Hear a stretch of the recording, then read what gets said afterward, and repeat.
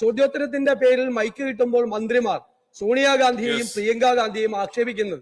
Sir, അതെല്ലാം ഇവിടുത്തെ രേഖയിൽ കിടക്കുകയാണ്. നിയമസഭയിൽ സോണിയാഗാന്ധിയും പ്രിയങ്ക ഗാന്ധിയും പ്രിയപ്പെട്ട നേതാക്കളാണ്. ഒരാൾ ഇവിടെ നിന്നുള്ള MP ആണ്, കേരളത്തിൽ നിന്നുള്ള. അവരെ അധിക്ഷേപിച്ചുകൊണ്ടുള്ള സംസാരം മന്ത്രിമാർ തന്നെ മൈക്ക് കിട്ടുമ്പോൾ നടത്തിയാണ്. സാർ, ഈ പരിപാടിയായിട്ട് ഞങ്ങൾക്ക് യോജിക്കാൻ പറ്റില്ല. ഞങ്ങൾ പൂർണ്ണമായി അതുമായിട്ട് നിസ്സഹകരിക്കും. ഇന്നലെ ബഹുമാന്യരായ സോണിയാഗാന്ധിയെയും പ്രിയങ്ക ഗാന്ധിയെയും ആക്ഷേപിച്ചു എന്ന് പറഞ്ഞു. എന്താക്ഷേപമാണ് നടത്തിയത്?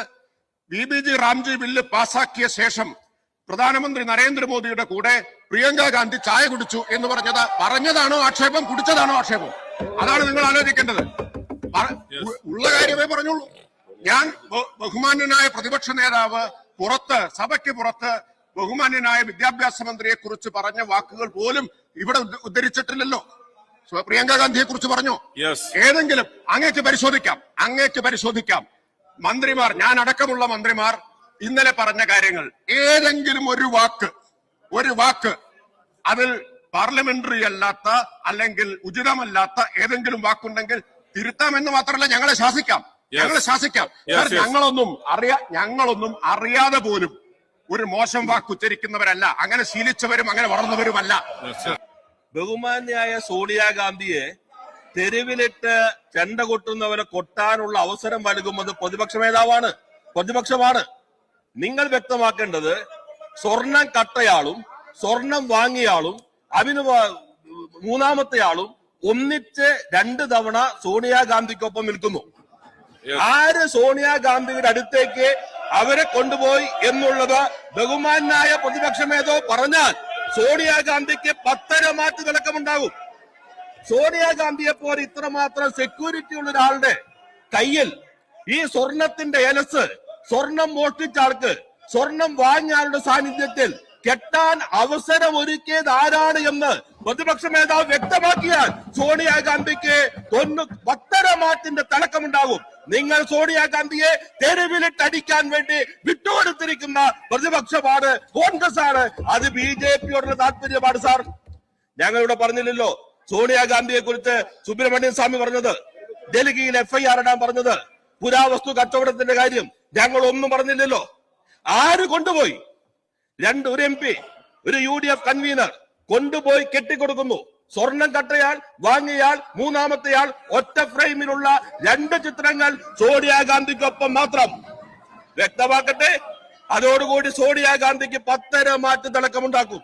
നിങ്ങൾ അവരെ തെരുവിലേക്ക് വലിച്ചെറിയുന്നു. പ്രതിപക്ഷ നേതാവിന് സമനില തെറ്റിയെന്ന് തോന്നുന്നു. എന്റെ വകുപ്പൊന്നും മാറ്റിക്കളയരുത്. പാർലമെന്ററി കാര്യമന്ത്രി ഇവിടെ ഇരിപ്പുണ്ട്. അങ്ങേക്ക് പെട്ടെന്നാകെ നിലയങ്ങ് തെറ്റിപ്പോയി. അതുകൊണ്ട് പണ്ട് എല്ലാം ആധികാരികമായി പറയുന്ന ആള് എവിടെ നിൽക്കുന്നതിന് തെളിവാണ്. സാർ, അദ്ദേഹം പറഞ്ഞൊരു കാര്യം, മുഖ്യമന്ത്രിക്കൊപ്പമുള്ള ചിത്രം ഉണ്ടല്ലോ, ഞങ്ങൾ പറഞ്ഞില്ലല്ലോ. അങ്ങയെപ്പോലെ ഇത്ര അറിവും ആധികാരികതയും വായനയും പരിചയ സമ്പത്തും ഒക്കെയുള്ള ഒരാള് പറയാവുന്ന താരതമ്യമാണോ സാർ അത്? ഇവിടെ ഒരു പരിപാടി അസംബ്ലിയുടെ മുൻപിൽ ഉദ്ഘാടനം ചെയ്യുമ്പോ നിങ്ങൾ കൊടുത്ത ചിത്രത്തിന്റെ യാഥാർത്ഥ്യം വീഡിയോ ദൃശ്യങ്ങളിലൂടെ മാധ്യമങ്ങൾ പുറത്തു കൊണ്ടുവന്നില്ലേ? മുഖ്യമന്ത്രി കഴിഞ്ഞു വരുന്നു, അവിടെ നിൽക്കുന്നു, കാറിന്റെ മുൻപിൽ ഈ പോറ്റി നിൽക്കുന്നു, മാറി നിൽക്കാൻ കൈകൊണ്ട് കാണിക്കുന്നു, കാറിലേക്ക് കയറി പോകുന്നു. ഇതല്ലേ യഥാർത്ഥം നടന്നത്? സോണിയാഗാന്ധിയുടെ വീട്ടിലേക്ക് അങ്ങേക്ക് കയറി ചെല്ലാൻ കഴിയോ? നേരെ ശശി തരൂർ എത്ര നാളായി കാത്തു നിന്നിട്ട് കയറി ചെല്ലാൻ കഴിഞ്ഞിട്ടുണ്ടോ? ഗുലാം നബി ആസാദിന് വീടിനകത്തേക്ക് കയറാൻ പറ്റാത്തത് കൊണ്ടല്ലേ അദ്ദേഹം പാർട്ടി വിട്ടുപോയത്? എത്ര മുഖ്യമന്ത്രിമാർ സോണിയാഗാന്ധിയുടെ അപ്പോയിന്റ്മെന്റ് കിട്ടാതെ പാർട്ടി വിട്ടുപോയി? CK കരുണാകരൻ, ലീഡർ കരുണാകരൻ, അദ്ദേഹത്തിന് അപ്പോയിന്റ്മെന്റ് കിട്ടിയോ? മൂപ്പനാർക്ക് കിട്ടിയോ?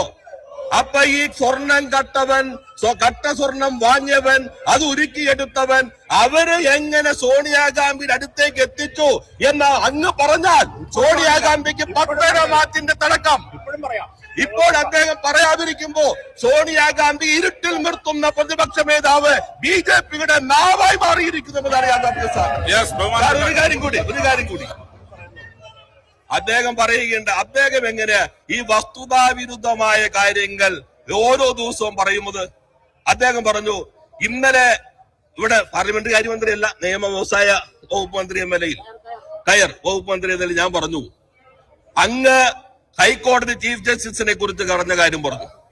അങ്ങ് പറഞ്ഞു ഈ പാർലമെന്ററി കാര്യമന്ത്രി അവിടേക്ക് മാർച്ച് നടത്തിയതാണ്.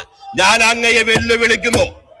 നിയമസഭയ്ക്കകത്ത് നിയമസഭയ്ക്ക് പുറത്ത് രേഖകൾ വെച്ച് നമുക്ക് ചർച്ച ചെയ്യാം. ഞങ്ങൾ അഭിപ്രായം പക്ഷെ അങ്ങേക്ക് ജനതാല്പര്യമല്ല. ഞാൻ എന്നൊറ്റ വികാരത്തിനകത്ത് അടിപ്പെട്ട് കിടന്ന് നിലവെത്തിയ അവസ്ഥയിലേക്ക് കേരളത്തിന്റെ പ്രതിപക്ഷ നേതാവ് മാറുമ്പോ എന്നുള്ളത് അങ്ങേയറ്റം ദുഃഖകരമാണ് എന്ന് മാത്രമേ എനിക്ക് സൂചിപ്പിക്കാനുള്ളൂ.